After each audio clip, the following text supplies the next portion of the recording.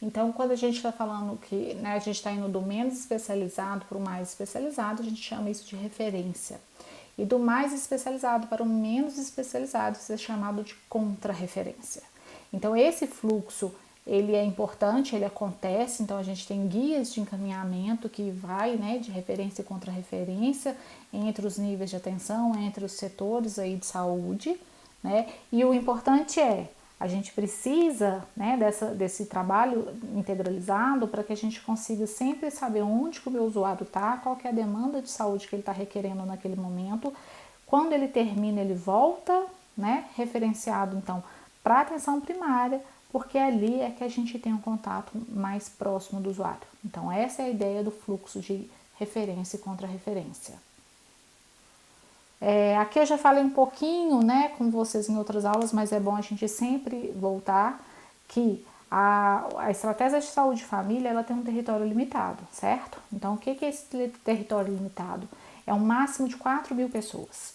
Então, uma equipe única, né, que hoje é muito comum as unidades elas usarem cor para referenciar cada equipe. Então, quando a gente vai no posto de saúde, tem lá a equipe lá, médico da equipe laranja, médico da equipe roxa. Então, por que é isso? Porque fica mais fácil para os usuários se identificarem com cor, né? Então, é mais simples. Então, a gente fala só, olha, a equipe laranja, ou seja, uma equipe saúde da família, ela pode ser responsável para até, no máximo, 4.000 pessoas daquele território, né? Essa equipe, então, multiprofissional, como eu já falei, tá aí na telinha para vocês. Então, é o médico, enfermeiro, auxiliar de enfermagem, as ACS, né, que são extremamente importantes porque elas são o maior vínculo com a comunidade, um profissional de saúde bucal, né, o dentista ou o técnico de saúde bucal.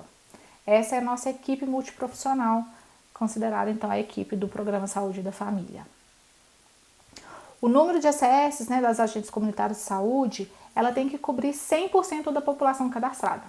Então, quando a gente pega esse número aí de 4.000, no máximo de 4.000, e divide, né, pelo que é preconizado pela política, a gente tem que ter no máximo 750 pessoas por agente.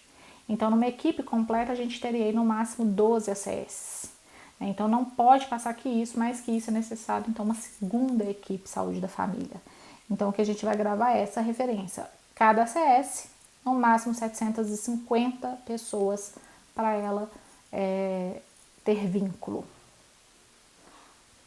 Bom, lembrando que as nossas práticas, elas são assistenciais, elas vão, né, desde o diagnóstico até a reabilitação, né, e sempre pensando nessa continuidade de assistência junto às famílias, que é extremamente importante. Então, a gente precisa sempre reforçar que o cuidado na atenção primária ele é contínuo. No hospital, não, dei alta, acabou. Dei alta, ali o profissional que está lá dentro do hospital, né, não torce para não ver mais o usuário, não sabe o que aconteceu da vida do usuário. Aqui na atenção primária, não. A gente faz esse trabalho de continuidade da assistência junto à família para sempre estar sabendo que, né, a demanda daquela família, dos problemas identificados naquele território. Então, para isso, as equipes elas realizam visitas domiciliares, né, nessas residências, dessas famílias cadastradas, elas têm esse contato mais íntimo, né, e a gente precisa mesmo que isso seja feito, porque é assim que a gente garante o vínculo. Então, isso é a forma de trabalho da equipe. Então, a gente faz dentro, né, várias coisas que, né, tem no processo de trabalho. A gente tem, então, reuniões periódicas, que a gente faz para poder sempre estar discutindo com a equipe, situações que acontecem naquele território. Às vezes um profissional identifica a necessidade de um segundo colega, né? Então, às vezes, por exemplo, a enfermagem vai fazer uma visita para fazer um curativo, chega lá e ela vê a necessidade de uma visita do dentista, então isso é repassado para o dentista, é repassado para o colega que agenda uma nova visita e consegue intervir. Se é um problema de saúde que demanda, né, uma intervenção maior, de um número maior de profissionais, isso pode ser discutido, né, em equipe. Então é importante essas reuniões periódicas para que a gente consiga dar conta um pouco melhor dessa população. Então, por isso que é tão importante que a gente tenha um número limitado. Não dá para a gente ter muitos usuários, porque senão a equipe ela não vai dar conta de fazer essas visitas, o trabalho ele vai ficar sem uma referência legal, porque né, os números começam a ficar inviáveis. E a ideia, então, hoje a gente tem em média 2.500 pessoas por equipe, né, mas lembrando que a gente pode chegar até, né, em macro áreas, a gente pode chegar até 4.000. Bom, aí um exemplo que eu coloquei para vocês, isso aí é de um posto de saúde, em que esse mapinha fica né, dentro da UBS. Então aqui está dividido entre a equipe lilás e a equipe laranja. Então no cantinho superior direito vocês conseguem ver o médico, doutor L, a enfermeira responsável Patrícia e o nome das ACS. Aí eles já pegaram o mapa do território, dividiram de acordo com né, o cadastramento das famílias. Então você consegue ver a área roxa e a área laranja. Se o paciente tiver né, dúvida qual que é a equipe dele, né, pelo mapa do território ele consegue se localizar e saber qual é a equipe.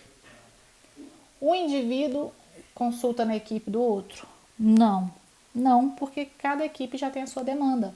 Então a gente não consegue assumir a demanda da equipe. Então chegou lá, o médico né, faltou, ele vai ter que reagendar a sua consulta, mesmo na presença do médico da outra equipe, porque não dá né, para assumir a equipe né, os usuários da equipe que faltou o profissional.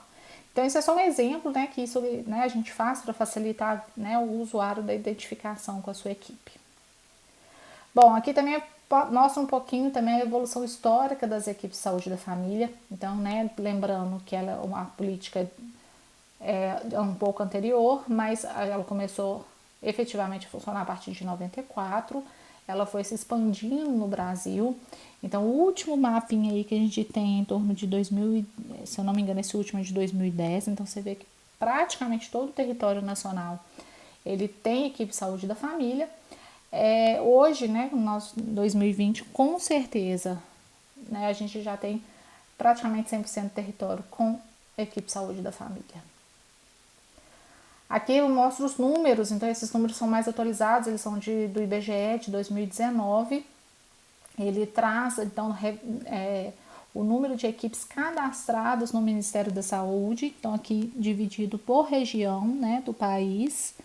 Então a gente vê então, por região e por estado, então a gente consegue identificar o número de equipes cadastradas e credenciadas. Então estamos vendo aqui, olha, Minas Gerais a gente tem implantados mais de 5.062 equipes de saúde da família, né? E assim é porque né, o estado é um estado grande. E aqui eu coloquei Betim, né, como a nossa referência. A gente tem aí no município então de Betim, credenciados pelo Ministério da Saúde, 25 equipes, implantados 65. Por que essa diferença? A gente tem uma diferença mesmo só cronológica mesmo de credenciamento, que leva um tempo, mas a gente pode falar então que tem 65 já implantadas que estão sendo credenciadas pelo Ministério da Saúde, e aí garante um repasse a mais de verbas, então que né, o montante final chegará em 65. Bom, então é isso de uma forma mais rápida, mais objetiva, né? Então, espero que vocês tenham entendido o que é o Programa Saúde da Família, a importância do programa, porque o próximo passo é como que a gente, né, fisioterapia, como que os outros profissionais da saúde que não fazem parte da equipe de saúde da família, como é que elas se inseriram, então, dentro da atenção primária. E aí a gente vai entender onde que a gente, como físio, a gente entrou. Anotem as dúvidas, né, para a gente poder tirar isso assim que retornar às aulas, e aí a gente esclarece todas em sala.